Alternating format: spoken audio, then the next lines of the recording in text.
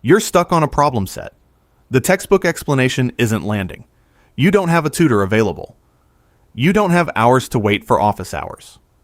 You paste the question into ChatGPT. 3 follow-ups later, you get it. 5 years ago, that didn't exist.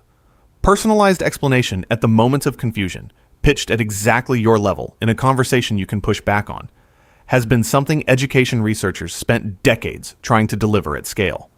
The economics never worked. Tutors at that quality have always been too expensive for most people. Then AI showed up, not as a future thing, as an app on your phone, used by millions of people, every day. 2 stories about AI in education dominate. AI will revolutionize education.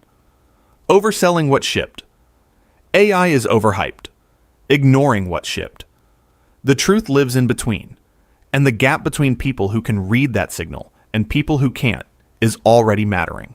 In classrooms, in jobs, in how fast you can pick up a new skill. 3 shifts, already in motion. Here's how each one works. This is the first video in a series. Most AI coverage is either overhyped or dismissive. This channel reframes one topic at a time with what the evidence actually says. Today, how AI is already changing the way you learn. Whether you here means a student in the middle of it, a parent watching it arrive in your kid's homework, or a teacher figuring out what to do about it. Not somewhere far away. In the apps on your phone. In the search box you typed into this morning. In whatever students are turning in tonight. 3 shifts. None of them obvious unless you know what you're looking for. All 3 already in motion. Here's the first. The first shift, personalization. Bigger than it sounds. Think about a traditional classroom. 1 teacher, 30 students. The lesson moves at one pace. Some students follow easily. Some lose the thread by minute 5. Some already knew this and are waiting to move on. The lesson keeps going at the same speed for everyone, because that's the physical reality of 1 teacher facing 30 heads. That's not a teacher problem. That's a format problem. AI changes the format. The adaptive systems we just talked about don't deliver content at a fixed pace. They ask a question. They listen to how you answer. If you get it wrong, they don't just mark it incorrect. They try to figure out where your thinking went off track. And the next question they ask is shaped by that. Then it loops, question by question. So instead of 1 pace for 30 students, every student is on their own pace. Every wrong answer becomes a signal. Every right answer rules out a misunderstanding. The lesson moves with the learner, not over them. The pattern in early studies is consistent. When material adapts to the student rather than the other way around, more learning happens. That's not a surprise to good teachers. Most of them have been doing this manually for decades, with 2 or 3 students at a time. The shift here is scale. The same logic, working with 30 students at once, or 3,000. This isn't a new finding.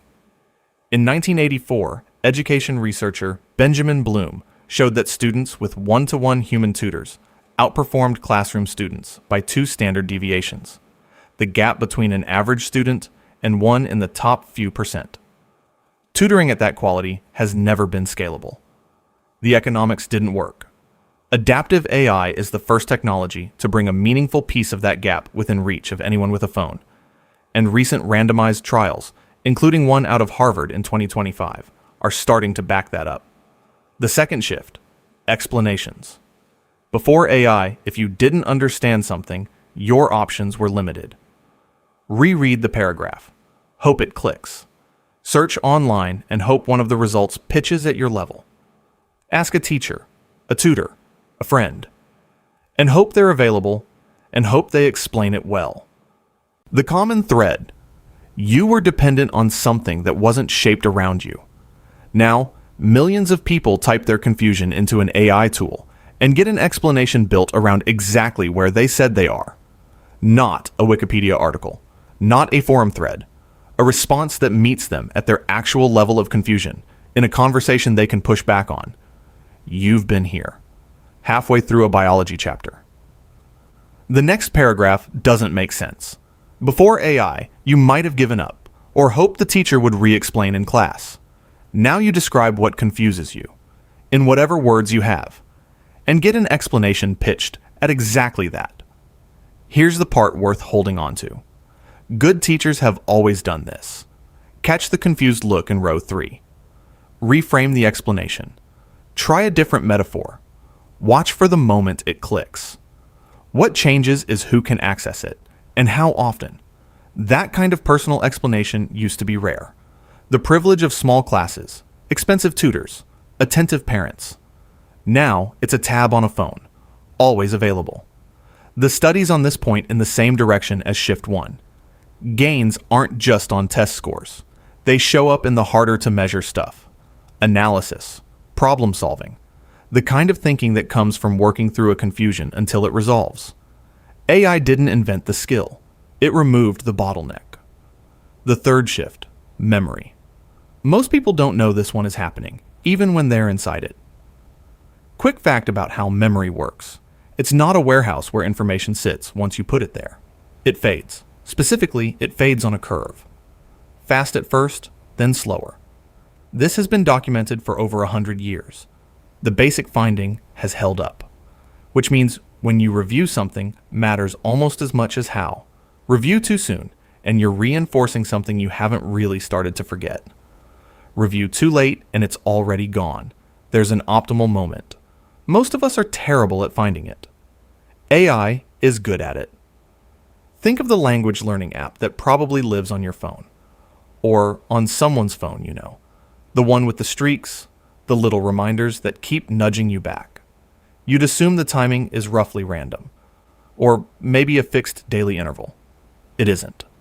Behind the interface, an algorithm is tracking how long each specific word tends to stay in your memory, and scheduling the next review for the exact moment before forgetting kicks in. Different word, different timer. Adjusted to how your memory actually works. When one of the largest language apps rebuilt their system around this timing logic, retention measurably improved. People practiced more. And the gains were significant enough that the company published the results publicly. Which tells you something, because companies don't usually publish numbers that aren't worth publishing. The same logic is now built into dozens of learning tools that millions of people use every day. Most have no idea it's there. But here, the pattern breaks. Personalization and explanation. Shifts 1 and 2 are things good teachers have always tried to do. AI scales them, removes bottlenecks, makes them universal. That's the amplifier story. This one isn't that. Tracking per word, per student forgetting curves, across thousands of items in real time isn't a skill teachers were doing manually with 2 or 3 students. No one was doing it. The math is too dense. The pattern tracking is too fine-grained. Working memory doesn't stretch that far. AI didn't scale what humans always did here. It did something humans were never going to do unaided. 3 shifts, already in motion. First, the pace adapts to you, not the other way around. Second, the explanations meet you at your actual level of confusion, not where a curriculum assumes you are.